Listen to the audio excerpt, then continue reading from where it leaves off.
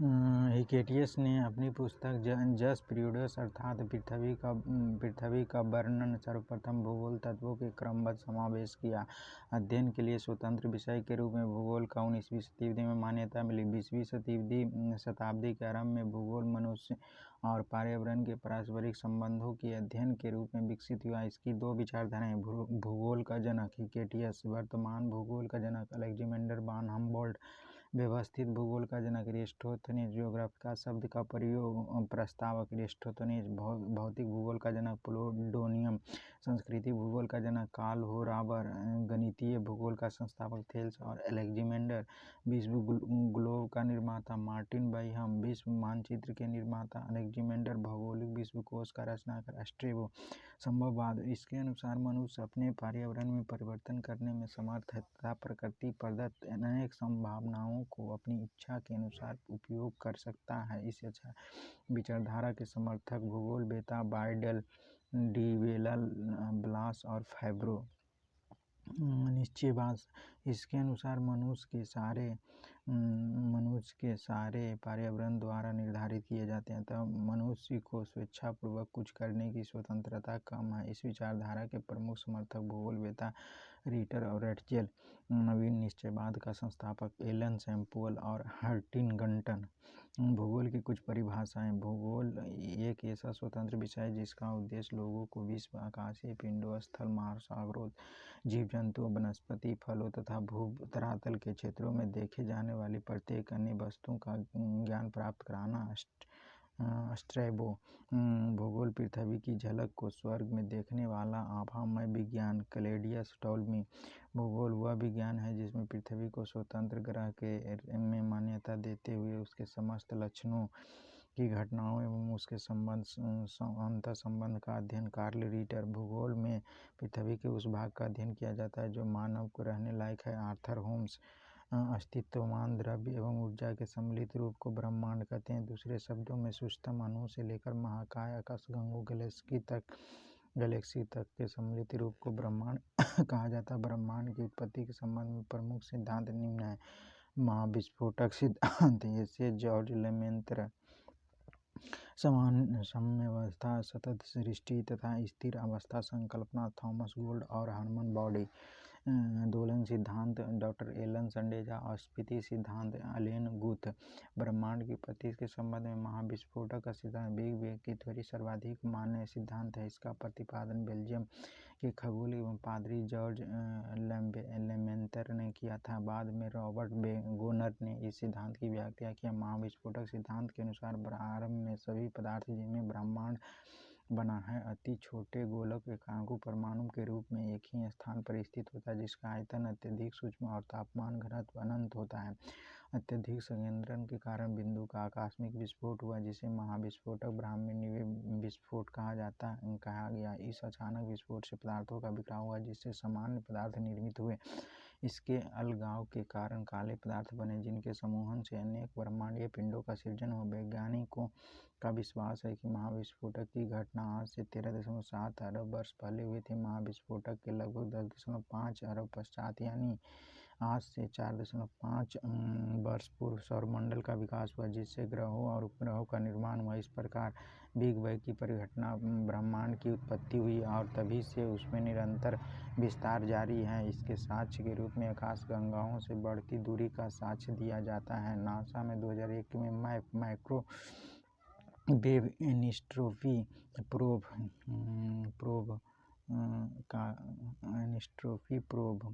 नामक अनुसंधान की पुष्टि की। ब्रह्मांड में निरंतर विस्तार के साक्ष्य जुटाने में एडविन हब्बल का योगदान उल्लेखनीय है। ब्रह्मांड के निरंतर विस्तारण के साक्ष्य के रूप में अंतरिक्ष में सूक्ष्म तरंगों की उपस्थिति का पता चलता है। अंतरिक्ष में रेडशिफ्ट की परिघटना का अवलोकन, आधुनिक अध्ययनों के सुपरनोवा का अंतरिक्ष में विस्फोट होना ब्रह्मांड के विस्तार के साक्ष्य रूप माना जाता है।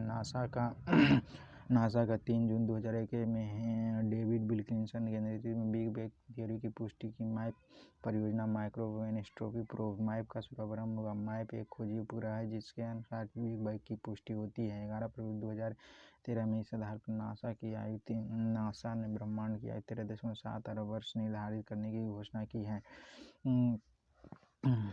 ब्रह्मांड में रहस्यों को जानने के लिए 30 मार्च 2010 को European centre of nuclear research CERN ने जिनेवा में पृथ्वी की सतह पर 50 से 175 मीटर नीचे 27.36 किलोमीटर लंबे सुरंग में जॉर्ज लॉर्ज हैडन कोलाइजर LHC नामक महाप्रयोग सफलतापूर्वक किया। सितंबर 2008 में महाप्रयोग असफल रहा। इसमें प्रोटॉन बीमों को लगभग प्रकाश की गति से टकराया तथा हिग्स बोसन के निर्माण का प्रयास किया। माना जाता है कि गॉड पार्टिकल के नाम से जाना वाला हिग्स बोसन ब्रह्मांड में रहस्य छिपे हैं, क्योंकि इसमें बेसिक यूनिट माना जाता है। CERN 4 जुलाई 2012 को हिग्स बोसन से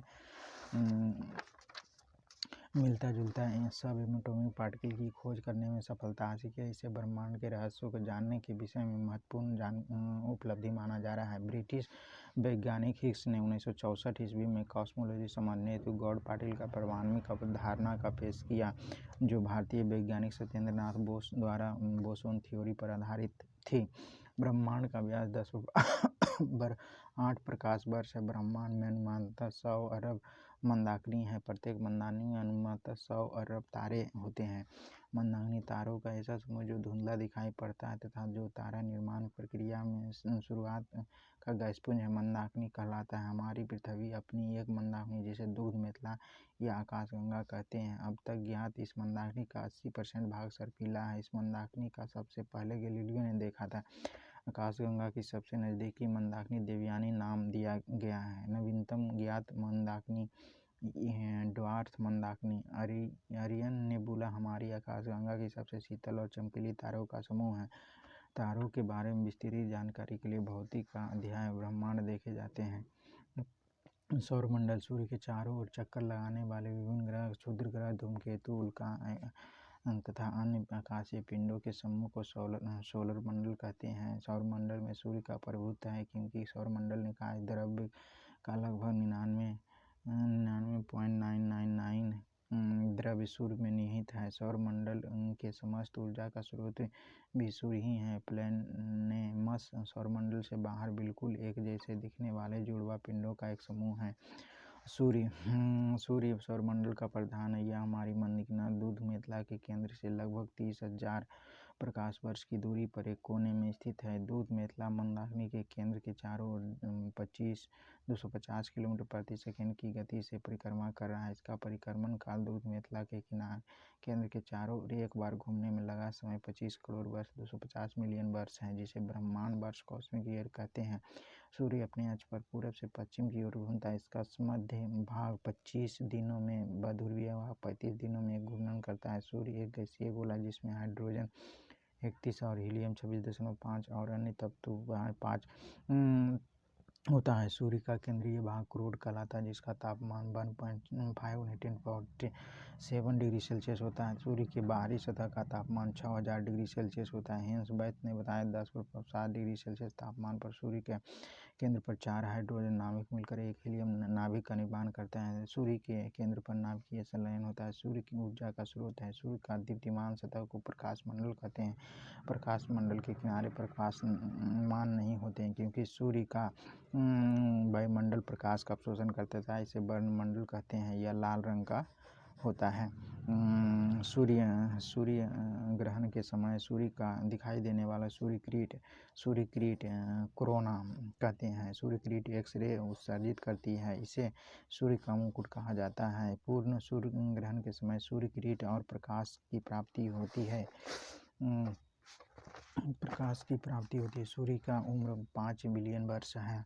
भविष्य में सूर्य को ऊर्जा देते रहने का समय 10⁻11 वर्ष है। सूर्य के उनके प्रकाश को पृथ्वी तक पहुंचने के लिए 8 मिनट 16 सेकंड का समय लगता है। सौर ज्वाला को उत्तरी ध्रुव पर अरोरा बोरियोलिस और दक्षिणी ध्रुव पर अरोरा ऑस्ट्रेलिस कहते हैं। सूर्य के धब्बे चलते हुए गैस का खोल का तापमान आसपास के तापमान से 1500 डिग्री सेल्सियस कम होता है। सूर्य के धब्बों को एक पूरा चक्र 22 वर्षों का होता है, जिसमें 11 वर्षों तक यह धब्बा बढ़ता है और बाद में 11 वर्षों तक यह धब्बा घटता है। जब सूर्य की सतह पर लाल धब्बा दिखाई देता है, उस समय पृथ्वी पर चुंबकीय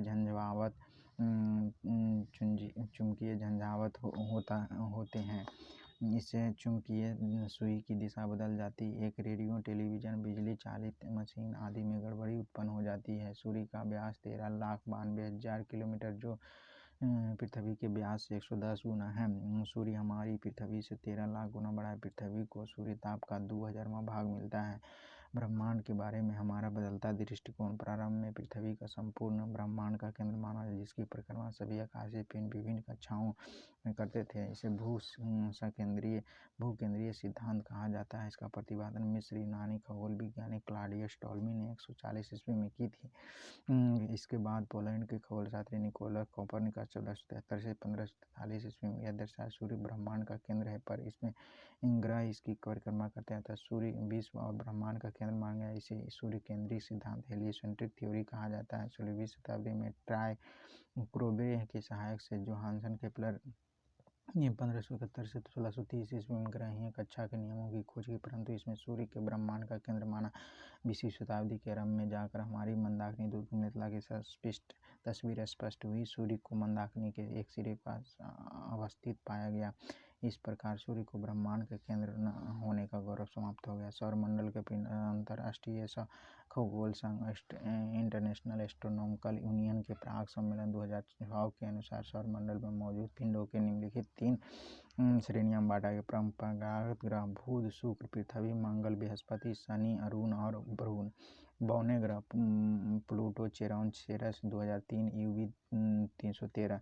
लघु सौरमंडल मंडलीय पिंड धूमकेतु, उपग्रह, अन्य छोटे खगोलीय पिंड। सूर्य के चारों ओर परिक्रमा करता है, उसमें पर्याप्त गुरुत्वाकर्षण बल हो जिससे वह गोल स्वरूप ग्रहण कर सके। उसके आसपास का क्षेत्र साफ हो या पानी या उनके आसपास अन्य खगोलीय पिंड की भीड़भाड़ न हो। ग्रहों की उपयुक्त परिभाषा INU के प्राग सम्मेलन 2006 में तय की गई थी। ग्रह की इस परिभाषा के आधार पर यम को ग्रह श्रेणी से निकाल दिया गया। फलस्वरूप परंपरागत ग्रहों की संख्या 9 से घटकर 8 हो गई। यम को बौने ग्रह की श्रेणी में रखा गया। ग्रह के 2 भागों में विभाजित किया, पार्थिव आंतरिक ग्रह टेरेस्ट्रियल और इनर प्लैनेट। बुध, शुक्र, पृथ्वी एवं मंगल को पार्थिव ग्रह कहा जाता है, क्योंकि यह पृथ्वी के सदृश होते हैं। बृहस्पति ग्रह या बाह्य ग्रह जोवियन और आउटर प्लैनेट बृहस्पति, शनि, वरुण, अरुण को बृहस्पतीय ग्रह कहा जाता है। मंगल, बुध, बृहस्पति, शुक्र एवं शनि, इन 5 ग्रहों को नंगी आंखों से देखा जा सकता है। आकार के अनुसार ग्रहों के क्रम बृहस्पति, शनि, अरुण, वरुण, पृथ्वी, शुक्र, मंगल एवं बुध अर्थात सबसे बड़ा बृहस्पति और सबसे छोटा बुध है। घनत्व के अनुसार बढ़ते हुए क्रम में शनि, अरुण, नेपच्यून, बृहस्पति, नेपच्यून, मंगल एवं शुक्र। सूर्य से दूरी के अनुसार बुध, शुक्र, पृथ्वी, मंगल, बृहस्पति, शनि, अरुण एवं वरुण। यानी सूर्य से सबसे निकट का ग्रह बुध है, सबसे दूर का ग्रह वरुण है। द्रव्यमान के अनुसार बुध, मंगल, शुक्र, पृथ्वी, अरुण, वरुण, शनि, बृहस्पति। यानी न्यूनतम द्रव्यमान वाला बुध और अधिकतम द्रव्यमान वाला बृहस्पति है। परिक्रमण काल के अनुसार बुध, शुक्र, पृथ्वी, मंगल, बृहस्पति, शनि, अरुण और वरुण। परिभ्रमण काल के अनुसार बृहस्पति, शनि, वरुण, अरुण, पृथ्वी, मंगल, बुध, शुक्र अपने अक्ष के झुकाव के आधार पर बढ़ते हुए क्रम में शुक्र, बृहस्पति, बुध, पृथ्वी, मंगल, शनि, वरुण एवं अरुण। शुक्र एवं शनि, अरुण को छोड़कर अन्य सभी ग्रहों को घूर्णन एवं परिक्रमण की दिशा एक ही है। शुक्र और अरुण घूर्णन की दिशा पूरब से पश्चिम है, जबकि अन्य ग्रह की पश्चिम से पूरब की ओर है। बुध यह सूर्य का सबसे नज़दीकी ग्रह है, जो सूर्य निकलने के 2 घंटा पहले होता है। यह सबसे छोटा ग्रह है जिसका कोई उपग्रह नहीं होता है। यह सबसे विशिष्ट गुण है चुंबकीय क्षेत्र का होना। यह सूर्य की परिक्रमा सबसे कम समय में पूरी करता है, अर्थात सौरमंडल का सर्वाधिक कक्षीय गति वाला ग्रह है। यहाँ दिन अति गर्म और रात बर्फीली होती है। इसका तापांतर सभी ग्रहों में सबसे अधिक 600 डिग्री सेल्सियस। इसका तापमान रात में -173 डिग्री सेल्सियस तथा दिन में 427 डिग्री सेल्सियस हो जाता है। शुक्र वेनस यह पृथ्वी का निकटतम और सबसे चमकीला ग्रह है। निकटतम सबसे गर्म ग्रह है। यह सांझ का तारा और भोर का तारा कहा जाता है क्योंकि शाम में पश्चिम की दिशा में तथा सुबह में पूरब की दिशा में दिखाई देता है। यह अन्य ग्रहों के विपरीत दक्षिणावर्त क्लॉकवाइज चक्रण करता है। इसे पृथ्वी की भग्नी ग्रह कहते हैं। यह घनत्व, आकार, व्यास में पृथ्वी के समान है। इसका कोई उपग्रह नहीं है। बृहस्पति सौरमंडल का सबसे जुपिटर सौरमंडल का सबसे बड़ा उपग्रह है। 10 घंटा इसमें धुरी पर चक्कर लगाने में 10 घंटा सबसे कम और सूर्य की परिक्रमा करने में 12 वर्ष लगते हैं। इसमें गैनीमेड सबसे बड़ा उपग्रह है। इसका रंग पीला है। मंगल ये लाल ग्रह कहा जाता है आयरन ऑक्साइड के कारण। यहाँ पृथ्वी के 2 ध्रुव हैं जिसमें कक्षा तल 25 डिग्री कोण का झुका हुआ है। इससे सामान्य ऋतु परिवर्तन होता है। दिन और रात के समय झुकाव पृथ्वी के समान है। यह धुरी पर 24 घंटा में एक बार चक्कर लगाता है। इसका 2 उपग्रह फेबोस और डीमोस। सूर्य की परिक्रमा करने में 687 दिन लगते हैं। सौरमंडल का सबसे बड़ा ज्वालामुखी ओलिपस मेसी और सौरमंडल का सबसे ऊंचा पर्वत निक्स ओलंपिया जो माउंट एवरेस्ट से 3 गुना अधिक है, इसी ग्रह पर स्थित है। मार्स ओडिसी नामक कृत्रिम उपग्रह मंगल ग्रह पर बर्फ, छत्रक और हिम से अधिक जल की उपस्थिति की सूचना मिली।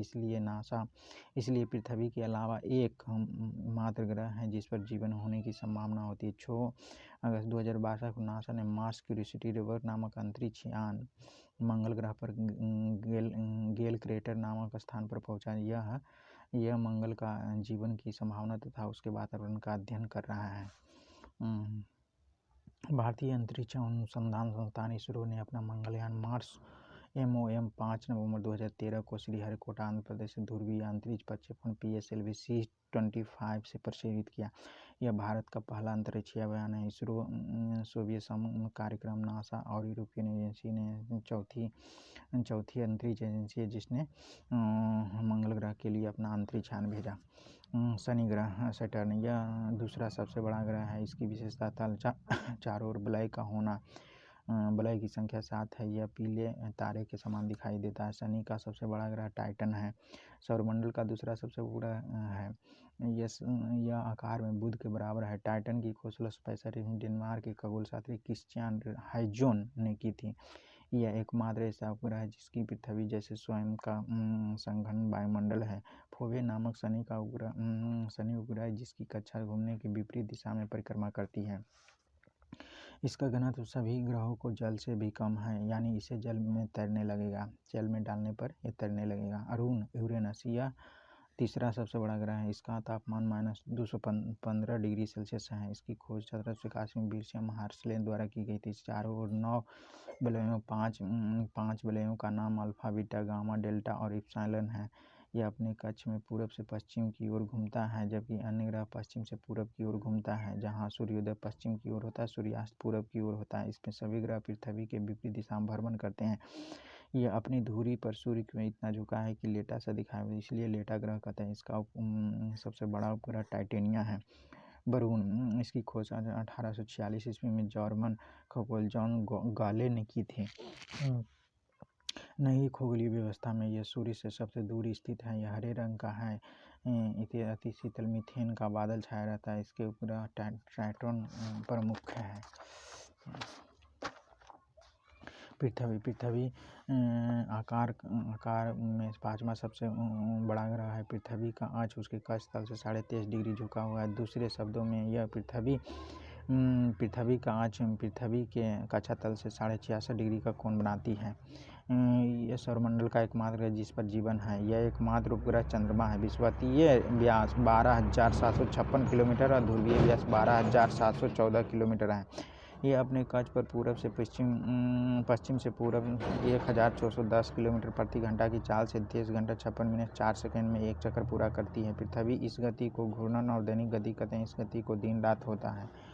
पृथ्वी सूर्य की एक परिक्रमा पूरा करने में 365 दिन 5 घंटे 48 मिनट 46 सेकंड लगभग 365 दिन 6 घंटे का समय लगता है। इस समयावधि के दौरान परिक्रमा पूरी करने में पृथ्वी का माध्य वेग 30 किलोमीटर प्रति सेकंड 29.8 किलोमीटर प्रति सेकंड होता है। सूर्य के चतुर्थ दिग्वृत्त में इस परिक्रमा को पृथ्वी की वार्षिक गति का परिक्रमण कहते हैं। पृथ्वी को सूर्य की एक परिक्रमा करने में लगे समय को सौर वर्ष कहा जाता है। प्रत्येक सौर वर्ष कैलेंडर वर्ष से लगभग 6 घंटा बढ़ जाता है, जिसे हर चौथे वर्ष में लीप वर्ष मनाकर समायोजित किया जाता है। लीप वर्ष 366 दिन का होता है, जिसके कारण फरवरी माह में 28 की जगह पर 29 दिन होते हैं। आकार की बनावट की दृष्टि से पृथ्वी शुक्र के समान है। जल की उपस्थिति के कारण नीलाग्रह कहते हैं। सूर्य के बाद पृथ्वी की सबसे निकट तारा प्रोक्सिमा सेंचुरी है, जो अल्फा सेंचुरी का एक तारा है। यह पृथ्वी को 404.22 प्रकाश वर्ष दूर है। यह सूर्य का निकटतम तारा है। साइरस और डॉग स्टार पृथ्वी के 9 प्रकाश वर्ष दूर है एवं सूर्य से दुगने द्रव्यमान वाला तारा है। यह रात्रि में दिखाई पड़ने वाला सर्वाधिक चमकीला सबसे चमकीला तारा है। चंद्रमा की सतह पर उसकी आंतरिक स्थिति का अध्ययन करने वाला विज्ञान सेलेनोलॉजी कहलाता है। चंद्रमा पर धूल के मैदान को शांति सागर कहते हैं। चंद्रमा का पिछला भाग है जो अंधकारमय होता है। चंद्रमा के दक्षिणी ध्रुव पर स्थित लिबनीज पर्वत चंद्रमा का उच्चतम पर्वत है। चंद्रमा का जीवाश्म ग्रह भी कहा जाता है। चंद्रमा पृथ्वी का एक परिक्रमा 27 दिन 8 घंटे में पूरी करता है और इतने ही समय में अपने अक्ष पर एक घूर्णन करता है। यही कारण चंद्रमा सदैव एक ही भाग दिखाई देता है। पृथ्वी का लगभग 57% भाग चंद्रमा का अक्ष तल पृथ्वी के अक्ष तल से 58.48 डिग्री का अक्ष का कोण बनाती है। चंद्रमा पृथ्वी के अक्ष पर लगभग समानांतर होती है। इसका परिक्रमण पक्ष दीर्घवृत्ताकार है। चंद्रमा का व्यास 3480 किलोमीटर।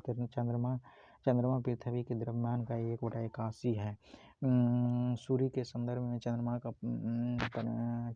का परिक्रमा 29.53 दिन 29 दिन 12 घंटे 44 मिनट और 2.8 सेकेंड होती। इस समय चंद्रहास साइनोडिक मंथ कहते हैं। नक्षत्र समय के दृष्टिकोण से चंद्रमा लगभग 27.5 दिन के पुनः उसी स्थिति में आ जाए। 27 दिन 7 घंटे 43 मिनट 11.6 सेकेंड। यह अवधि नक्षत्र मास कहलाती है। ज्वार उठने के समय अपेक्षित और सौर चंद्रमा की शक्ति का अनुपात 11.5 है। अपोलो की अंतरिक्ष यात्रियों द्वारा लाए गए चट्टानों से पता चला है कि चंद्रमा भी उतना पुराना है जितना पृथ्वी 460 करोड़ वर्ष। इन चट्टानों को टाइटेनियम अधिक मात्रा में है। सुपरमून जब चंद्रमा पृथ्वी के सबसे निकट तो उस स्थिति में सुपरमून तथा पेरिजी फुल मून भी कहते हैं। इसके चांद 14% ज़्यादा बड़ा तथा 30% अधिक चमकीला दिखाई देता है। चंद्रमा का एवं पृथ्वी के बीच औसतन दूरी 3,84,365 किलोमीटर है। ब्लू मून एक कैलेंडर वर्ष में 2 पूर्णिमा होती हैं, जो दूसरी पूर्णिमा के चांद ब्लू मून कहलाता है। इसका मुख्य कारण है 2 पूर्णिमा के बीच में एक अंतराल में 31 दिनों का कम होना। ऐसी स्थिति में 2-3 साल में होता है। अगस्त 2012 में 2 पूर्णिमा 2 और 31 अगस्त को देखे गए। इनमें से 31 अगस्त को पूर्णिमा ब्लू मून कहा गया। जब किसी वर्ष विशेष में 2 या अधिक माह को ब्लू मून होते हैं तो ब्लू मून ईयर कहा जाता है। वर्ष 2018 में ब्लू मून ईयर होगा। बोनेग्रायम क्लाडी टमावो ने 1930 ईस्वी में खोज की थी। अगस्त 2004 में आई प्राग सम्मेलन में ग्रह कहलाने के मापदंड खड़े नहीं उतरने के कारण ग्रह की श्रेणी से अलग कर बौने ग्रह की श्रेणी में रखा गया।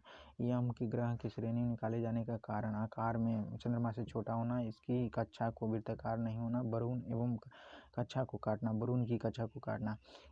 सेरेस इसकी खोज इटली के खगोल शास्त्री पियाजे ने की थी। आईयू की नई परिभाषा के अनुसार इसे बौने ग्रह की श्रेणी में रखा गया। इसकी एक संख्या से जाना जाता है। इसका व्यास बुध के व्यास का 1/5 भाग होता है। अन्य बौने ग्रह चेरॉन और इरियस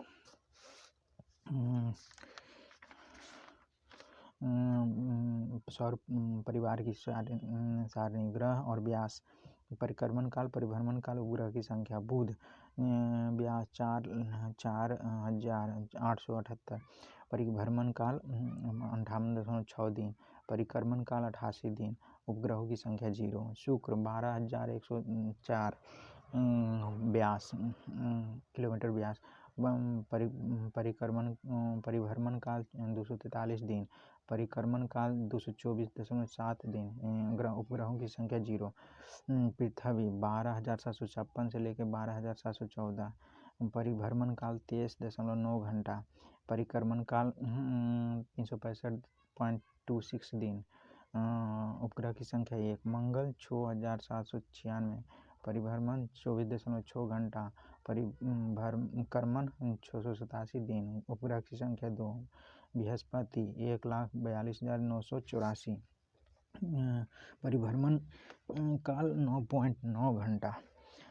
परिक्रमण 11.9 वर्ष। उपग्रहों की संख्या 67। शनि 1,20,536।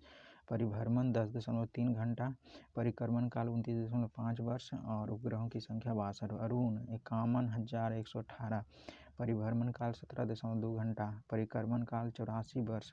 उपग्रहों की संख्या 27। वरुण 49,100। परिभ्रमण काल 16.1 घंटा। परिक्रमण 164.8 वर्ष। उपग्रहों की संख्या 13। लघु सौरमंडलीय पिंड क्षुद्र ग्रह मंगल और बृहस्पति ग्रहों की कक्षा में छोटे छोटे आकाशपिंडी पिंड हैं जो सूर्य की परिक्रमा कर रहे हैं, उसे क्षुद्र ग्रह कहते हैं। लूनार पृथ्वी के पृष्ठ पर विशाल गर्त लूनार झील महाराष्ट्र में क्षुद्र ग्रह द्वारा बना हुआ है। फोरबेस्टा एकमात्र क्षुद्र ग्रह है जो नंगी आंखों से देखा जा सकता है। सौरमंडल के छोर पर बहुत छोटे छोटे अरबों पिंड विद्यमान होते हैं जो धूमकेतु या पुच्छल तारे कहलाते हैं। यह गैस एवं धूल का संग्रह होता है जो आकाश में लंबी चमकदार पूंछ सहित प्रकाश में चमकीले गोले के रूप में दिखाई देता है। धूमकेतु केवल तभी दिखाई देता है जब सूर्य की ओर अग्रसर होता है, क्योंकि सूर्य की किरणें इसकी गैस को चमकीला बना देती हैं। धूमकेतु की पूंछ हमेशा सूर्य से दूर होता दिखाई देता है।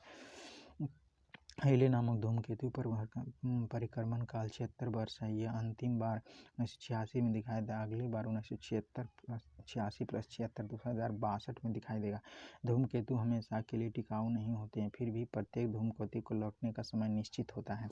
उल्का उल्काएं प्रकाश की चमकीली धारी के रूप में दिखते हैं जो आकाश के क्षण भर के लिए दमकती है और लुप्त हो जाती है। उल्काएं क्षुद्र ग्रह के टुकड़े और धूमकेतुओं द्वारा पीछे छोड़े गए धूल के कण होते हैं।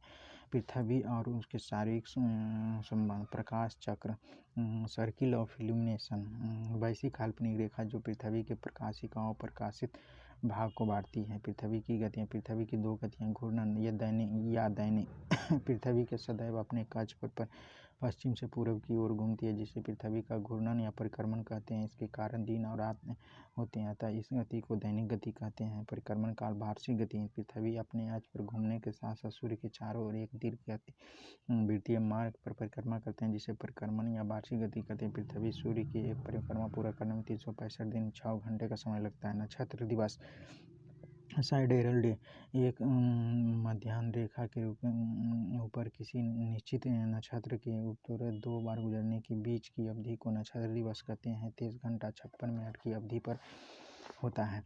सौर दिवस जब सूर्य की गतिहीन मानकर पृथ्वी के द्वारा उसके परिक्रमण की गणना दिवसों के रूप में की जाती है, तब सौर दिवस ज्ञात होता है। इसकी अवधि 24 घंटा होती है। अपने परिक्रमण पृथ्वी दिशा में 29.8 किलोमीटर प्रति घंटा सेकेंड के वेग से चक्कर लगाती है। उपसौर पृथ्वी के सूर्य की परिक्रमा दीर्घवृत्तीय कक्षा में होती है, जिसका एक कोकस सूर्य होता है, जबकि अत्यधिक पास में होती है तो उसे अपसर कहते हैं। ऐसी स्थिति 3 जनवरी को होती है। पृथ्वी और सूर्य के बीच की दूरी 14.7 करोड़ किलोमीटर है। अपसर पृथ्वी जब सूर्य से अधिकतम दूरी पर होता है तो अपसर कहते हैं। यह 4 जुलाई को होती है। पृथ्वी और सूर्य के बीच की दूरी 15.21 करोड़ किलोमीटर है। एप्साइड रेखा अपसौर और उपसौर को मिलाने वाली काल्पनिक रेखा सूर्य के केंद्र से होकर गुजरती है। एप्साइड रेखा कहलाते हैं। अक्षांश विषुवत वृत्त से उत्तर और दक्षिण की स्थिति में किसी स्थान के कोणीय दूरी को अक्षांश कहते हैं।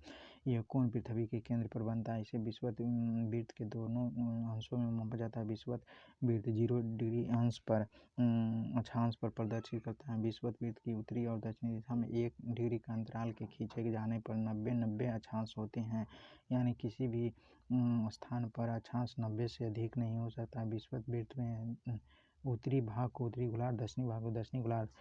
अक्षांश समानांतर पैरेलल लैटिट्यूड काल्पनिक रेखाओं को ऐसा समझ जो पृथ्वी के चारों ओर पूर्व से पश्चिम की ओर विषुवत रेखा में समानांतर खींचा जाता है, अक्षांश रेखा कहलाता है।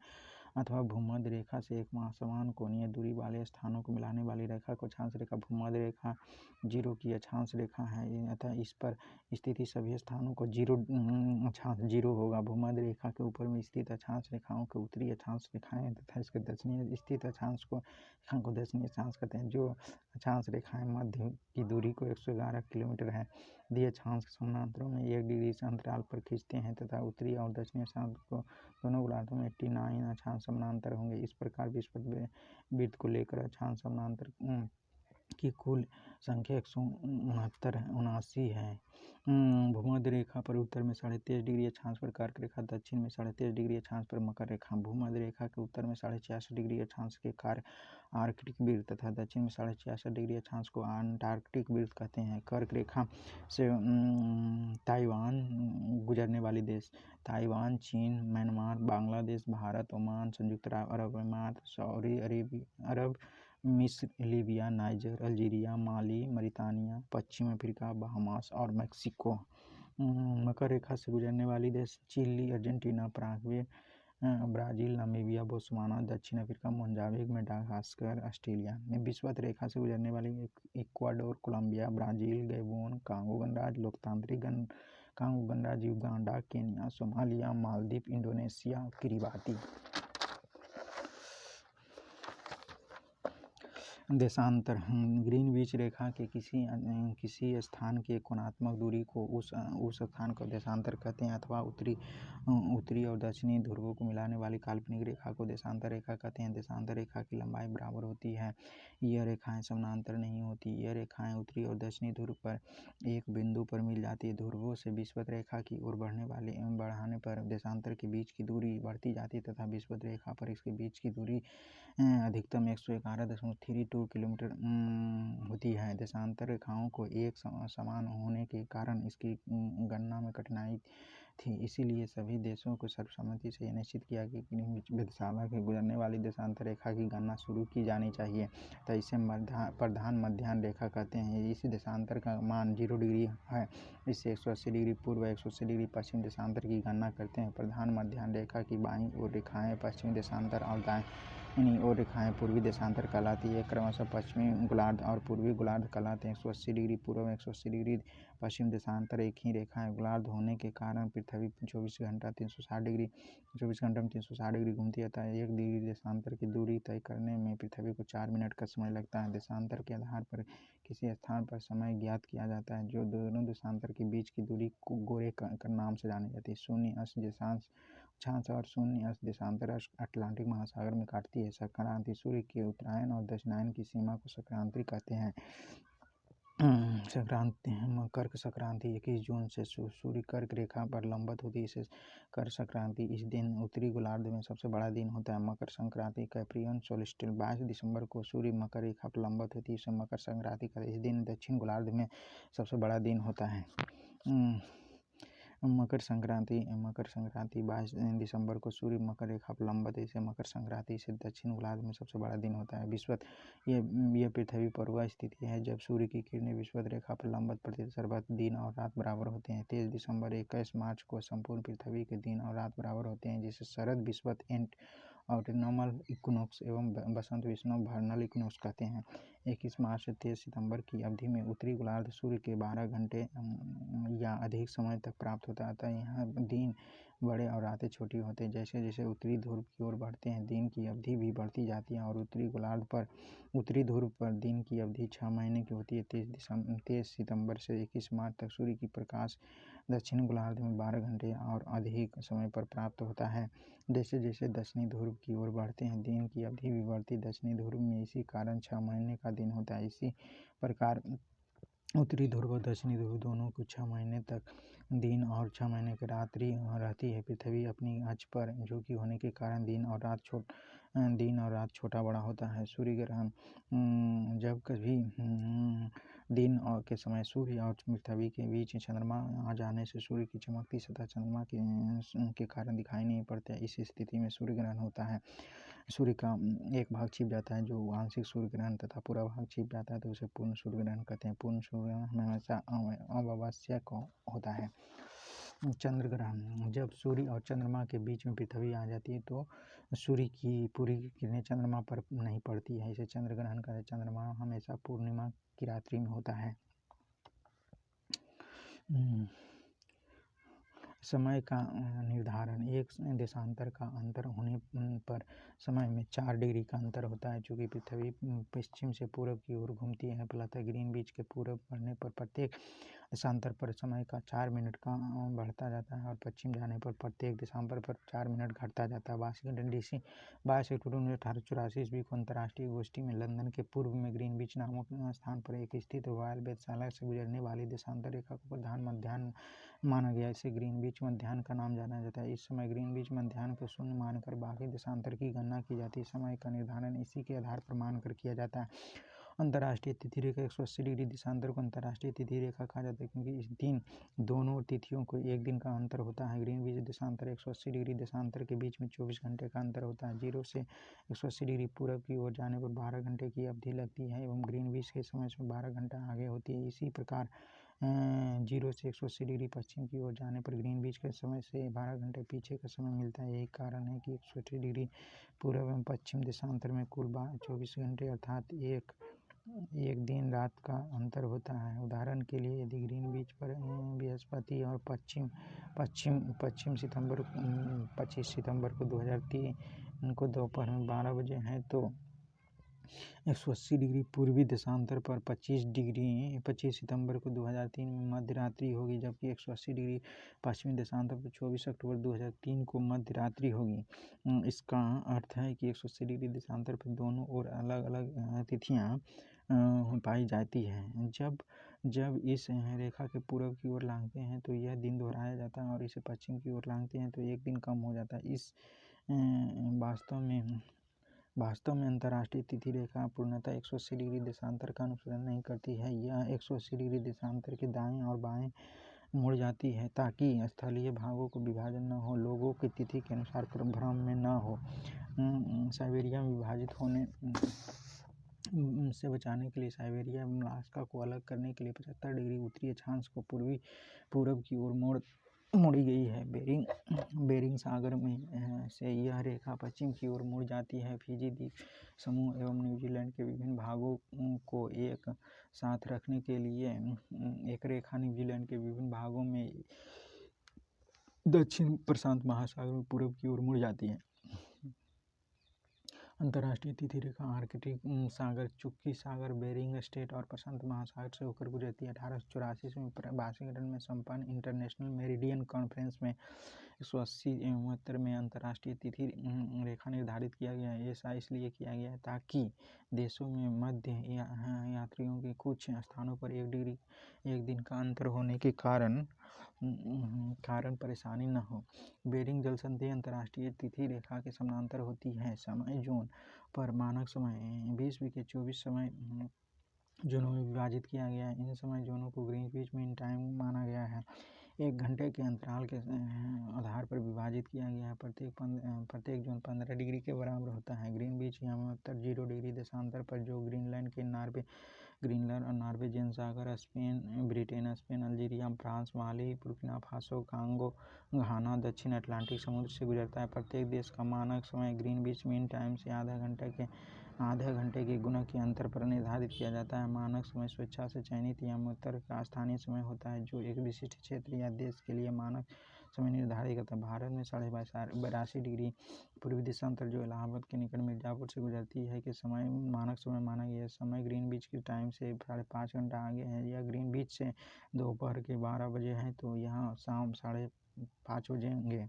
संयुक्त राज्य अमेरिका में 7 जोन हैं, रूस में 11 और ऑस्ट्रेलिया में 3 जोन हैं। विषुवत रेखा पृथ्वी के मध्य से होकर जाने वाली वह अक्षांश रेखा जिसमें दक्षिणी उत्तरी और दक्षिणी ध्रुव के बराबर दूरी पर होती है। यह शून्य अक्षांश शून्य अक्षांश की अक्षांश रेखा है। विषुवत रेखा पर उत्तरी भाग को उत्तरी गोलार्ध तथा दक्षिणी भाग को दक्षिणी गोलार्ध कहते हैं। कटिबंध प्रत्येक गोलार्ध के ताप के आधार पर कई भागों में बांटा गया। इन भागों को कटिबंध कहते हैं। उष्ण कटिबंध विषुवत रेखा से 30 डिग्री उत्तर और 30 डिग्री दक्षिण भाग यहाँ 2 बार सूर्य शीर्ष पर चमकता है। इस भाग को मौसम सदैव गर्म रहता है। उपोष्ण कटिबंध सब ट्रॉपिकल 30 से 45 डिग्री उत्तरी एवं दक्षिणी अक्षांशों के बीच जहाँ कुछ महीने ताप अधिक होता है तथा कुछ महीने ताप कम होता है। शीतोष्ण कटिबंध 45 डिग्री से 66 डिग्री उत्तरी और दक्षिणी अक्षांशों के बीच का क्षेत्र जहाँ सूर्य शीर्ष के ऊपर कभी नहीं चमकता है बल्कि उसकी किरणें तिरछी होती है तथा यहाँ ताप हमेशा कम रहता है। ध्रुवीय कटिबंध 66 डिग्री से 90 डिग्री के मध्य स्थित क्षेत्र जहाँ ताप अत्यंत ही कम रहता है जिसके फलस्वरूप वहाँ हमेशा बर्फ जमी रहती है। आज उत्तरी ध्रुव और दक्षिणी ध्रुव को मिलाने वाली काल्पनिक रेखा जिस पर पृथ्वी घुमा करती है। ध्रुव पृथ्वी पर 2 बिंदु जिनके होकर काल्पनिक अक्ष गुजरता है।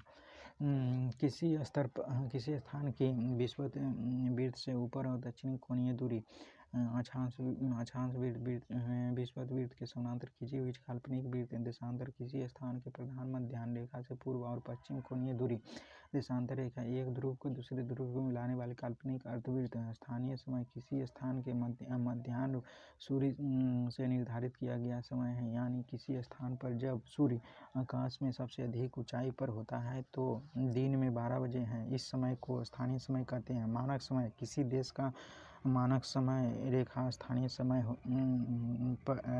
मध्याह्न पर स्थानीय समय। पृथ्वी की संरचना पृथ्वी की आंतरिक संरचना के संबंध में वैज्ञानिकों में मतभेद है। भूगर्भ में पाए जाने वाले परतों की मोटाई घनत्व तापमान भार वहाँ में पाए जाने वाले पदार्थों की प्रकृति अभी पूर्ण सहमति नहीं हो पाई। फिर भी तापमान दबाव घनत्व उल्काओं एवं भूकंपीय तरंगों के आधार पर परमाणुओं को एकत्रित करके पृथ्वी के आंतरिक संरचना के संबंध में जानकारी प्राप्त करने के प्रयास किए गए हैं। पृथ्वी के 3 भाग होते हैं क्रस्ट मेंटल कोर भूपरपट्टी आवरण और केंद्रीय भाग। भूपरपट्टी पृथ्वी के ऊपरी भाग को भूपरपट्टी कहते हैं। यह 34 किलोमीटर तक होता है। यह मुख्यतः बेसाल्ट चट्टान का बना होता है। इसमें 2 भाग होते हैं सियाल और सीमा। सियाल में सिलिकॉन और सीमा में सिलिकॉन और मैग्नीशियम। क्रस्ट का भाग औसत 2.7 ग्राम प्रति सेंटीमीटर क्यूब होता है। यह पृथ्वी के कुल भाग का 0.5% भाग घेरे है। भूपटल का रचना सामग्री इससे सबसे ज़्यादा ऑक्सीजन 46.6%, दूसरे स्थान पर सिलिकॉन 27.72%, तीसरे स्थान पर एल्यूमिनियम 8.13%। मेंटल 2900 किलोमीटर मोटा एक क्षुद्र क्षेत्र मुख्यतः बेसाल्ट पत्थरों के समूह के दबाव को चट्टानों से बना होता है। मेंटल के इस भाग को मैग्मा चैम्बर पाए जाते हैं। इसकी औसत घनत्व 3.5 ग्राम प्रति सेंटीमीटर की उसे 5.5 ग्राम प्रति सेंटीमीटर। पृथ्वी के कुल आयतन 83% भाग घेरे हुए हैं। कोनराड असमर्थता ऊपरी क्रस्ट और निचले क्रस्ट के बीच की सीमा को कोनराड असमर्थता कहते हैं। मोहरोविक डिसकंटिन्यूटी क्रस्ट और मेंटल के बीच सीमा क्षेत्र को मोहरोविक डिसकंटिन्यूटी कहते हैं। रेप्टी असमर्थता ऊपरी मेंटल से निचले के बीच सीमा क्षेत्र को रेप्टी असमर्थता कहते हैं। गुटेनबर्ग विशाल असमर्थता निचले मेंटल तथा ऊपरी क्रोड के सीमा को गुटेनबर्ग विशाल असमर्थता कहते हैं। लेहमान असमर्थता बाह्य क्रोड एवं आंतरिक क्रोड सीमा क्षेत्र को लेहमान असमर्थता कहते हैं। केंद्रीय भाग पृथ्वी के केंद्रीय भाग निकेल एवं फेरस का बना होता है। फेरस का इसका औसत घनत्व 13 ग्राम प्रति सेंटीमीटर क्यूब होता है। पृथ्वी के केंद्रीय भाग संभवतः द्रव और प्लास्टिक अवस्था में होता है। यह कुल भाग का 16% भाग घेरे हुए। पृथ्वी की औसत घनत्व 5.5 ग्राम प्रति सेंटीमीटर, औसत त्रिज्या 6370 किलोमीटर है। पृथ्वी नीचे जाने पर 32 मीटर की गहराई पर तापमान 1 डिग्री सेल्सियस बढ़ता है। पृथ्वी के स्थलीय क्षेत्र पर सबसे नीचा क्षेत्र जॉर्डन में मृत सागर के आसपास का क्षेत्र है। यह क्षेत्र समुद्र तल के औसतन 400 मीटर ऊंचा है। सबसे पहले पाइथागोरस ने बताया था कि पृथ्वी गोल है। यह आकाश के स्वतंत्र रूप से लटकी हुई है। सर आइजैक न्यूटन ने साबित किया कि पृथ्वी नारंगी के समान है। जेम्स जीन ने इसे नारंगी के बजाय नाशपाती के समान बताया था। पृथ्वी की बाह्य सतह के मुख्यतः 4 भाग होते हैं स्थल मंडल, जल मंडल, वायुमंडल, जैव मंडल। स्थल मंडल पृथ्वी के संपूर्ण बाह्य परत जिस पर महाद्वीप और महासागर के स्थित है। स्थलमंडल का साइज पृथ्वी के कुल 29% भाग पर स्थल और 71% भाग पर जल है। पृथ्वी के भू क्षेत्रफल पर जल और क्षेत्रफल का अनुपात 3.7 का है, 3:7 का है। पृथ्वी के ऊपरी गोलार्ध को 61% तथा दक्षिणी गोलार्ध में 81% क्षेत्रफल पर जल साम्राज्य है। पृथ्वी की अधिकतम ऊंचाई माउंट एवरेस्ट 8,850 मीटर की तथा अधिकतम गहराई मैरियाना गर्त 11,022 मीटर की है। इस प्रकार पृथ्वी की अधिकतम ऊंचाई और अधिकतम गहराई में लगभग 20 किलोमीटर का अंतर है। स्थल मंडल महाद्वीपीय क्षेत्रों में अधिक मोटाई 40 किलोमीटर और महासागरीय क्षेत्रों में अपेक्षाकृत पतली 12 से 20 किलोमीटर है। चट्टान रॉक पृथ्वी की सतह के कठोर भाग को चट्टान कहते हैं, जो पृथ्वी की बाहरी सतह पर संरचना की मूलभूत इकाई उत्पत्ति के आधार पर ये 3 प्रकार के होते हैं। आग्नेय चट्टान यह मैग्मा एवं लावा को जमने से बनती है। ग्रेनाइट, बेसाल्ट, पैगमेटाइट, डायरोराइट, ग्राइबो। आग्नेय चट्टान स्थूल परत हित कठोर संघनन और जीवाश्म रहित होती हैं। आर्थिक रूप से यह बहुत ही संपन्न चट्टान है। इसमें चुंबकीय लोहा, निकेल, तांबा, सीसा, जस्ता, क्रोमाइट, मैग्नीज, सोना, प्लेटिनम पाए जाते हैं। बेसाल्ट में लोहे की मात्रा सर्वाधिक होती है। इस चट्टान को काली मिट्टी का निर्माण किया जाता है। पैगमेटाइट कोडरमा झारखंड में पाए जाने वाला अवरग इन्हीं शैलों से मिलता है। आग्नेय चट्टान पृथ्वी पिंड इग्नियस रॉक्स बॉडी मैग्मा में ठंडा होकर ठोस रूप से धारण करने के लिए विभिन्न प्रकार के आग्नेय चट्टान पिंड बन जाते हैं। इनकी नामकरण तथा इसके कार्य, रूप, स्थिति तथा आसपास में पाए जाने वाले चट्टानों के आधार पर किया जाता है। अधिकांश चट्टान पिंड अंतर्वेदी आग्नेय चट्टान से बनते हैं। बैथोलिथ यह सबसे बड़ा आग्नेय चट्टान पिंड है जो अंतर्वेदी चट्टानों से मिलकर बनता है। यह एक पातालीय पिंड यह एक बड़े गुंबद का आकार का होता है जिसके किनारे पर खड़े होते हैं तथा इसकी ऊपरी तल विषम होते हैं। यह मूलतः ग्रेनाइट का बना होता है। संयुक्त राज्य में इदाहो बैथोलिथ 40,000 वर्ग किलोमीटर से अधिक विस्तृत है। कनाडा का कोस्ट रेंज बैथोलिथ इदाहो से भी बड़ा है। स्टॉक छोटे आकार के बैथोलिथ को स्टॉक कहते हैं। इसके ऊपरी भाग को गोलाकार गुंबद नुमा होता है। स्टॉक का विस्तार 1,100 वर्ग किलोमीटर से कम है। लेकोलिथ जब मैग्मा ऊपर की परत को जोर से ऊपर उठता है, गुंबदवार रूप में जम जाता है, इसे लेकोलिथ कहते हैं। मैग्मा तेजी से ऊपर उठने के कारण यह गुंबदाकार ठोस पिंड छतरीनुमा दिखाई देता है। उत्तरी अमेरिका के पश्चिमी भाग में लेकोलिथ कई उदाहरण हैं। लेकोलिथ बेदी ज्वालामुखी पर्वत का अंतर्वेदी प्रतिरूप है। लेपोलिथ जब मैग्मा जमकर तस्करीनुमा आकार ग्रहण कर लेता है तो लेपोलिथ कहते हैं। लेपोलिथ दक्षिण अमेरिका में मिलता है। फैकोलिथ जब मैग्मा लहरदार आकृति में जमता है तो फैकोलिथ कहते हैं। सील जब मैग्मा भूपृष्ठ के समानांतर परतों में फैलकर जमता है तो उसे सील कहते हैं। इसकी मोटाई 1 मीटर से लेकर सैकड़ों मीटर तक होती है। छत्तीसगढ़ तथा झारखंड में सील पाए जाते हैं। 1 मीटर से कम मोटाई वाले सील को सीट कहते हैं। डाइक जब मैग्मा किसी लंबवत दरार में जमता है तो डाइक कहते हैं। झारखंड में सीमू जिले में अनेक डाइक मिलते हैं। अपसादी चट्टान सेडिमेंट्री रॉक कराहे की प्रकृति के कारकों द्वारा निर्मित चट्टान। छोटी छोटी चट्टानें किसी स्थान पर जमा हो जाती है और बाद में काल में दबाव और या रासायनिक प्रतिक्रिया अन्य कारणों के द्वारा परत जैसी ठोस रूप में निर्मित हो जाती है। इन्हीं अपसादी चट्टानों जैसे बलुआ पत्थर, चूना पत्थर, स्लेट, कॉन्ग्लोमरेट, नमक की चट्टान, सिलखड़ी आदि अपसादी चट्टान और केंद्रित चट्टान। सबपिंड शिस्ट, बलुआ पत्थर, क्वार्टजाइट, शेल, स्लेट, चूना पत्थर, संगमरमर, लिग्नाइट, कोयला, एंथ्रासाइट कोयला। अपसादी चट्टानें परतदार होती हैं। इनमें वनस्पति एवं जीव जंतुओं का जीवाश्म पाया जाता है। इन चट्टानों में लौह, एस्क, फास्फेट, कोयला, सीमेंट बनाने की चट्टान पाई जाती है। खनिज तेल अपसादी चट्टानों में पाए जाते हैं। अप्रवेश चट्टानों की 2 परतें के बीच यदि प्रवेश शैल की परत आ जाए तो खनिज तेल के लिए अनुकूलित स्थिति पैदा हो जाती है। दामोदर महानदी, गोदावरी नदी बेसिन को अपसादी चट्टानों में कोयला पाया जाता है। आगरा का किला, दिल्ली का लाल किला बलुआ पत्थर नामक अपसादी चट्टानों का बना होता है। केंद्रित चट्टान मेटामॉर्फिक रॉक ताप, दाब एवं रासायनिक क्रियाओं के कारण आग्नेय एवं अपसादी चट्टानों को केंद्रित होता है। केंद्रित चट्टान रूपांतरण चट्टान स्लेट, फाइलाइट शिस्ट है। ज्वालामुखी चट्टान ज्वालामुखी भूपटल पर वह प्राकृतिक छेद या दरार जिससे होकर पृथ्वी का पिघला पदार्थ लावा, राख, भाप या अन्य गैस बाहर निकलती है। बाहर हवा में उड़ा हुआ लावा शीघ्र ही ठंडा होकर छोटे ठोस टुकड़ों में बदल जाती है। उसे सिंडर कहते हैं। उद्गार से निकलने वाली गैसें वाष्प में प्रतिशत सर्वाधिक होती है। उद्गार की अवधि के अनुसार ज्वालामुखी 3 तरह की होती है। सक्रिय ज्वालामुखी, इसमें अक्सर उद्गार होता है। वर्तमान समय में पृथ्वी के सक्रिय ज्वालामुखी की संख्या 500 है।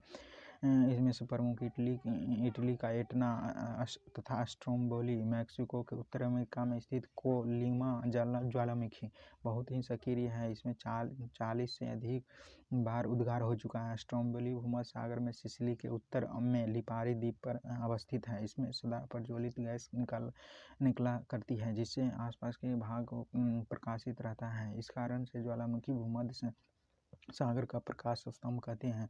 प्रस्तुत ज्वालामुखी जिसमें निकट अतीत से उद्गार नहीं होता लेकिन इसमें कभी भी उद्गार हो सकता है। उदाहरण के लिए वेसुवियस भूमध्य सागर में, क्राकाटाओ सुंडा जलमुंडू फ्यूजियामा जापान में, मेवन फिलीपींस में। शांत ज्वालामुखी एक्सटिंक्ट वैसे ज्वालामुखी जिसमें ऐतिहासिक काल में कोई उद्गार नहीं हुआ और जिसमें पुनः उद्गार होने की संभावना नहीं हो। इसका उदाहरण कोल सुल्तान एवं देवबंद ईरान में, पोपा म्यांमार में, किलिमंजारो अफ्रीका में, चेम्बराजो दक्षिण अमेरिका में। कुछ सक्रिय ज्वालामुखी को अधिकांश प्रशांत महासागर के तटीय भाग में पाया जाता है। प्रशांत महासागर के परिमेखला को अग्निवलय भी कहते हैं। सबसे अधिक सक्रिय ज्वालामुखी अमेरिका और एशिया महाद्वीप के तटों पर स्थित है। ऑस्ट्रेलिया महाद्वीप में एक भी ज्वालामुखी नहीं है। गेसर बहुत से ज्वालामुखी क्षेत्रों में उद्गार के समय दरारों तथा सुराखों से होकर जल तथा वाष्प कुछ अधिक ऊंचाई तक निकलने से इसे गेसर कहा जाता है। जैसे ओल्ड फील्ड गेसर यूएसए का येलोस्टोन पार्क, इसमें प्रत्येक मिनट उद्गार होता है। धूम ज्वालामुखी क्रिया की अंतिम अवस्था के प्रतीक है जिसमें गैस व वाष्प निकला करते हैं। गंधक युक्त धुआंधारों को सोल फतारा कहा जाता है। अलास्का में कटमई पर्वत को हजारों धुआरों की घाटी, ए वैली ऑफ 10,000 स्मोक्स कहा जाता है। ईरान में कोल सुल्तान धुआरा और न्यूजीलैंड के प्लेंटी की खाड़ी में स्थित हाइट द्वीप का धुआरा भी प्रसिद्ध है। विश्व की सबसे ऊंचा ज्वालामुखी पर्वत कोटोपैक्सी इक्वाडोर में है। विश्व की सबसे अधिक ऊंचाई पर स्थित सक्रिय ज्वालामुखी ओजल डेल सलाडो एंडीज पर्वतमाला में अर्जेंटीना चिली देश में सीमा पर स्थित है। विश्व की सबसे ऊंचाई पर स्थित शांत ज्वालामुखी कांकोगुआ एंडीज पर्वतमाला पर स्थित है जिसकी ऊंचाई 6,960 मीटर है। भूगर्भ शास्त्र की एक विशेष शाखा जिसमें भूकंपों का अध्ययन किया जाता है उसे सिस्मोलॉजी कहते हैं। भूकंप में 3 प्रकार के होते हैं, प्राथमिक और पी तरंगे। यह तरंग पृथ्वी के अंदर प्रत्येक माध्यम से होकर गुजरती। इसकी औसत वेग 8 किलोमीटर प्रति सेकेंड होता है। यह गति सभी तरंगों से अधिक होती है। यह तरंगे किसी भी स्थान पर सबसे पहले पहुंच जाती है। पृथ्वी से गुजरने वाली तरंगों को अपनाया गया मार्ग न तो दर होता है। द्वितीय और एस तरंग, इन्हें बर्स्ट तरंगे भी कहते हैं। यह तरंग केवल ठोस माध्यम से होकर होती है। औसत वेग 4 किलोमीटर प्रति सेकेंड होता है। सतही और एल तरंग, इन्हें धरातलीय अलम्बीय तरंगों के नाम से पुकारा जाता है। इन तरंगों की खोज HD लव ने की थी। इसे लव वेव भी कहा जाता है। आर वेव रे लाइट वेव्स, ये तरंगे धरातल से एक ही सीमित होती है। यह ठोस तरल गैसीय माध्यम से ठोस द्रव गैस तीनों माध्यम से होकर चलती है। यह अत्यधिक विनाशकारी होती है। भूकंपीय तरंगों को सिस्मोग्राफ नामक यंत्र से मापा जाता है। सभी भूकंपीय तरंगों का वेग अधिक घनत्व वाले पदार्थों में से गुजरने पर बढ़ जाता है और कम घनत्व वाले पदार्थों में घट जाता है। केवल प्राथमिक तरंग ही पृथ्वी के केंद्रीय भाग से गुजरती है परंतु उसका वेग वहाँ से कम हो जाता है। गौण तरंगे द्रव में नहीं गुजरती है। गौण तरंगे द्रव में नहीं गुजरती। एल तरंगे केवल धरातल के पास से चलती है। विभिन्न माध्यमों से तरंग परावर्तित होती है, अपवर्तित होती है।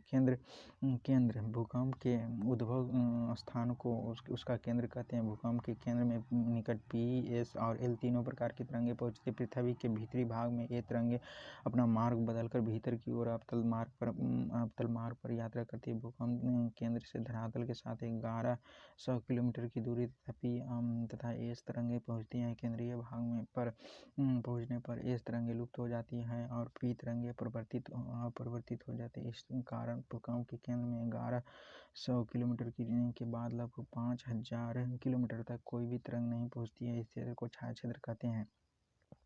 अधिकेंद्र भूकंप के केंद्र में ठीक ऊपर पृथ्वी की सतह पर स्थित बिंदु के भूकंप को अधिकेंद्र कहते हैं। अधिकेंद्र पर सबसे पहले पी तरंगें पहुंचती हैं। अंतः सागरीय भूकंपों द्वारा उत्पन्न लहरें को जापान में सुनामी कहा जाता है। जिन संवेदनशील यंत्रों द्वारा भूकंपीय तरंगों की तीव्रता मापी जाती है उसे बहुसंख्यकीय सिस्मोग्राफ कहा जाता है। यह 3 स्केल होता है: Rossi Forel scale, Mercalli scale, Richter scale. Richter scale भूकंप की तीव्रता और ऊर्जा मापने वाली रिएक्टर स्केल के विकास अमेरिकी वैज्ञानिक चार्ल्स रिटर द्वारा 1935 ईस्वी में की। यह लघुगणकीय पैमाना जिनका पाठ्यांक 1 से 9 तक होता है। रिएक्टर स्केल में प्रत्येक अगली इकाई पिछली इकाई से 10 गुना अधिक तीव्रता होती है। जबकि 6.2 अर्थ करा है कि 2 और 3 तीव्रता की अर्थ हल्का भूकंप होता है। 6.2 तीव्रता के लिए शक्तिशाली भूकंप होता है। विभिन्न स्थलाकृतियाँ डिफरेंट टाइप्स ऑफ निर्माण के आधार पर स्थलाकृतियाँ पर्वत, पठार, मैदान। पर्वत उत्पत्ति के अनुसार पर्वत 4 प्रकार के होते हैं। ब्लॉक पर्वत जब चट्टान की स्थिति भ्रंश के कारण मध्य भाग से नीचे झुक जाती है तथा अगल बगल के भाग ऊंचे उठे प्रतीत होते हैं उसे ब्लॉक पर्वत कहते हैं। बीच में धसे भाग को रिफ्ट कहते हैं। इन पर्वतों के शीर्ष समतल तथा किनारे तीव्र भ्रंश कंगारों को सीमित करता है। इस प्रकार की पर्वत के बाउंसेज France, Black Forest Germany, Salt Range Pakistan. भू-संतति पर्वत निर्माण के विभिन्न सिद्धांत। भू-संतति को सिद्धांत भूगोलवेत्ता कोबर ने दिया था। तापीय संकुचन जैफ्रीज ने, महाद्वीपीय फिसलन डेली ने, महाद्वीपीय विस्थापन वेगनर ने, संवहन तरंग होम्स ने, रेडियोएक्टिविटी जोली ने, प्लेटन विवर्तनिक हैरी हेस ने। प्लेट विवर्तनिक शब्दावली का सर्वप्रथम प्रयोग टोरंटो विश्वविद्यालय में टूसी विल्सन ने 1965 में किया था। प्लेट विवर्तनिक सिद्धांत का वैज्ञानिक व्याख्या का श्रेय W.J. मॉर्गन को दिया जाता है। विश्व का सबसे लंबी रिफ्ट घाटी जॉर्डन नदी की घाटी है जो लाल सागर बेसिन से होती हुई जम्बेजी नदी पर 4800 किलोमीटर लंबी है। अवशिष्ट पर्वत रेसिडुअल मानसून। ये पर्वत चट्टानों के अपरदन के फलस्वरूप निर्मित होते हैं जैसे विंध्याचल एवं सतपुड़ा, नीलगिरी, पारसनाथ, राजमहल की पहाड़ियाँ, भारत, सियरा गैस और बुट्टे अमेरिका। संचित पर्वत एक कुमुलेटेड माउंटेन भूपटल पर मिट्टी, बालू, कंकड़, पत्थर, लावा के एक स्थान पर जमा रहने के कारण बनने वाली परत। रेगिस्तान में बनने वाले बालू के स्तूप इसी श्रेणी में आते हैं। बलित पर्वत फोल्ड माउंटेन पृथ्वी की आंतरिक शक्तियों से धरातल की चट्टानों से मुड़ जाने से बनते हैं। ये लहरदार पर्वत जिन पर असंख्य अपनतियाँ और अवनतियाँ होती हैं जैसे Himalaya, Alps, Ural, Rockies, Andy आदि। बलित पर्वत के निर्माण का आधुनिक सिद्धांत प्लेट टेक्टोनिक की संक्रमण पर आधारित है। जहाँ आज हिमालय पर्वत खड़ा है, जहाँ किसी समय टेथिस सागर नामक विशाल भू अभिनति तथा भूद्रोणी थी। दक्षिण पठार के उत्तर की ओर विस्थापन के कारण टेथिस सागर में बल पड़ गए और वह ऊपर उठ गया जिससे संसार का सबसे ऊंचा पर्वत हिमालय का निर्माण हुआ। भारत का अरावली पर्वत सबसे पुराना बलित पर्वतों में से गिना जाता है। यह सबसे ऊंची चोटी माउंट आबू जुगनू शिखर है जिसकी ऊंचाई 1722 किलोमीटर है। कुछ विद्वान अरावली पर्वत को अवशिष्ट पर्वत का उदाहरण मानते हैं। पठार धरातल के विशिष्ट स्थल जो अपने आप स्थल से पर्याप्त ऊंचा होता है, शीर्ष भाग को चौड़ा होता है, सपाट होता है। सामान्यतः पठार की ऊंचाई 300 से 500 फीट होती है। कुछ अधिक ऊंचाई वाले पठार को तिब्बत का पठार कहते हैं। 16,000 फीट बोलिविया का पठार, 12,000 फीट कोलंबिया का पठार, 7,800 फीट अंतर पर्वतीय पठार पर्वतमालाओं के बीच बने पठार। पर्वतीय पठार पर्वत तल मैदान के बीच उठे समतल। महाद्वीपीय पठार जब पृथ्वी के भीतर जमा लैकोलिथ भूपृष्ठ के अपरदन के कारण सतह पर उभर जाते हैं तब ऐसे पठार बनते हैं जैसे दक्षिण का पठार। तटीय पठार समुद्र के तटीय भाग में स्थित पठार, गुंबदकार पठार, चलन क्रिया के फलस्वरूप निर्मित पठार जैसे रामगढ़ गुंबद, भारत मैदान 500 फीट से कम ऊंचाई वाले भूपृष्ठ को मैदान कहते हैं। अपर्दन मैदान, नदी, हिमानी, पवन जैसी शक्तियाँ के अपर्दन के इस प्रकार के मैदान को निम्न है। लोहे, हवा द्वारा उड़ाकर लाए गए मिट्टी के बालू के कण निर्मित होते हैं। काष्ठ का मैदान, चूने पत्थर से चट्टानों को पिघलाने के लिए निर्मित मैदान। संप्रपाय मैदान, समुद्र तल के निकट स्थित मैदान जिनका निर्माण नदियों के अपर्दन के फलस्वरूप होता है। ग्लेशियर मैदान, हिम के जमाव के कारण निर्मित जलधरी मैदान जहाँ केवल वन ही पाए जाते हैं। रेगिस्तानी मैदान, वर्षा के कारण बनी नदियों के बहने के फलस्वरूप इसका निर्माण होता है। निक्षेपात्मक मैदान, नदी निक्षेप द्वारा बड़े बड़े मैदानों का निर्माण होता है जैसे गंगा, सतलज, मिसिसिपी, हांगू के मैदान प्रमुख हैं। इस प्रकार मैदानों को जलोढ़ का मैदान या डेल्टा का मैदान प्रमुख है। भिन्न भिन्न कारकों द्वारा निर्मित स्थलक्रिया, भूमिगत जल द्वारा निर्मित स्थलक्रिया, उत्सुक कुआं, आर्टिजन बेल, ग्रीजर, घोल रंध्र, डोलाइन, कास्ट झील, युवाला, पोलिये, कंदरा, स्टेकलाइट, स्टेमाइट, लैपिज। सर्वाधिक उत्सुक कुआं ऑस्ट्रेलिया में पाया जाता है। सागरीय जल द्वारा निर्मित स्थलक्रिया, सर्प, बेला, बेली, तंगरिका, पुलिन, हुक, लूप, लुक्टोम्बालो।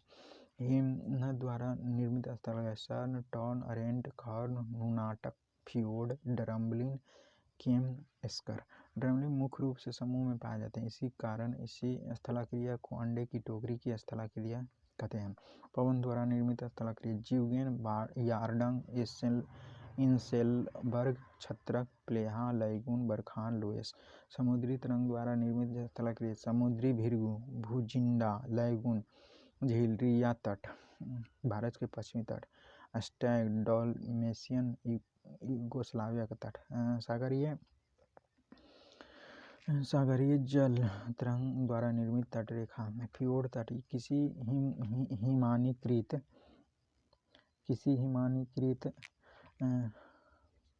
फ्योर्ड तट